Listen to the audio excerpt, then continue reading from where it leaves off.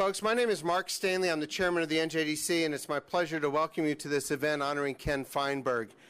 I'm going to make my intros pretty short, but a few quick thank yous to Barbara Goldberg-Goldman, who's here, to Michael Rosen. Where's Michael Rosen? Hopefully he's here. Nicole Rung, Alana Khan, David Harris, Nicole's staff, David's staff, David Feinberg, and Camille, and Mrs. Kennedy, and Ron Wyden for helping with this event. I would like to introduce some of our distinguished guests tonight. We have with us Senator Ron Wyden. Where's Ron? Congressman Cedric Richmond from Louisiana. Congresswoman Jan Schakowsky from Illinois. Ted Deutsch from Florida. His predecessor, Robert Wexler from Florida. And our executive committee member, former Congressman Congressman Martin Frost. I'm lost. And Lieutenant Governor Lee Fisher, former Lieutenant Governor from state of Ohio. Folks, if I can get your attention, I'm inserting a point of personal privilege. I'm pretty proud to be an American, and I'm proud to be an American Jew. There are days, though, like today, which show a big contrast. We're going to honor someone who embodies the spirit of Tikkun Olam, of repairing the world, of social justice. But then when you see a day like today, when I ride in a cab, and I have a Muslim taxi driver, and he's listening to the hearing. And I had to say to him, sir, I'm embarrassed. I'm embarrassed as an American to listen to that racist persecution of Muslims. I'm embarrassed by what happens in Wisconsin. I'm embarrassed by what's happening in this country right now. And I just wanted to say that if you go to our website, you see that we've spoken out quite strongly against Representative King's hearings. But it is an embarrassment for me today to see that kind of stuff take place in the U.S. House of Representatives. And I think that all of us should be speaking out loudly and clearly about that so that nonsense like hearings like that, imagine just if Peter King was holding a hearing on American Jews. I mean, just think about it for a minute. American Jews, and he would say, I want to investigate terrorism within the Jewish religion. How would we feel as American Jews? I just think it's a slippery slope, and it's something that we all ought to be addressing and vocal on. And I encourage you today to let Representative King and that committee know how you feel about this. I want to contrast that with Ken Feinberg.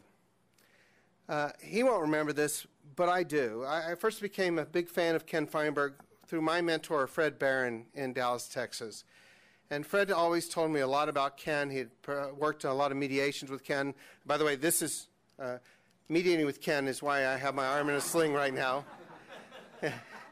But Fred Barron would tell me a lot about him. Then came 9/11, and I saw a guy stand up, a Jewish American lawyer, mediator, that says, I care, I want to help.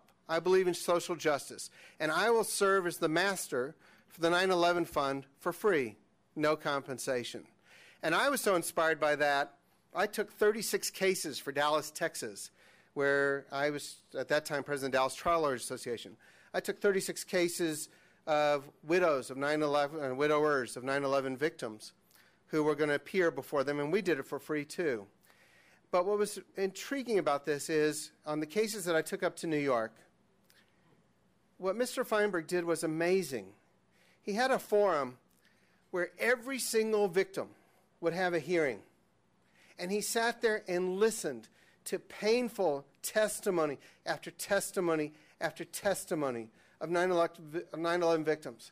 We had an audio tape of the elevator conversations that my client's husband was in an elevator. He was a firefighter stuck in an elevator. And we actually had the audio portion of that, and poor Mr. Feinberg had to sit and listen to it. the last minutes of Mr. Kelly's life, and Kitty Kelly bawling in front of him and telling him how his death has affected her family. And he did this for free for thousands of 9/11 victims. He sat there and made them feel like they were getting justice, and in fact, he did justice. He administered that fund properly and with grace and with compassion. And to me, that's what we do as American Jews. That's what we're charged with, repairing the world, tikkun olam. That's what makes me feel good about what I do as a Jewish Democrat. And so, Ken, I was really amazed by that. And he's done it with the Virginia Tech Fund. He's done it with Agent Orange. He's done it, all in all, a whole bunch of stuff where he's got the wisdom of Solomon, and presidents and corporate leaders and other folks say, this is someone that we feel can administer justice. And that's really tzedakah, justice. That defines Ken Feinberg, and that's why we're so proud to honor him. At the end of this, David Harris is going to speak a little bit, tell you a little bit more about NJDC and what we're up to. But I want to begin the program by introducing our honorary co-chair to introduce our presenter. Honorary co-chair is Ron Wyden. Ron is a very close friend of mine and of our organization. He's a senior senator from Oregon. The other honorary co-chair is Ben Cardin from Maryland. Ron was first elected to the Senate in 1996 in a special election. He was reelected in 98, 2004, and 2010. 2010 wasn't an easy year for incumbents, but Ron Wyden is different like Oregon, was, I think, the slogan. And in fact, they were very proud to send him back to the U.S. Senate. He's on Budget, Finance, Intelligence, Energy, and Natural Resources, and on the Special Committee on Aging. He has 4 kids, Adam and Lily, and then the twins, Ava Rose and William Peter, and a beautiful wife named Nancy. And he is a cancer survivor recently, and I'm just so proud to see him. He got up from his cancer after surgery for cancer to come up and cast the vote on, was it Don't Ask, Don't Tell? On Don't Ask, Don't Tell. They wheeled him into the Senate, an ill man, to cast the deciding vote. Again, tikkun olam. Ron Wyden.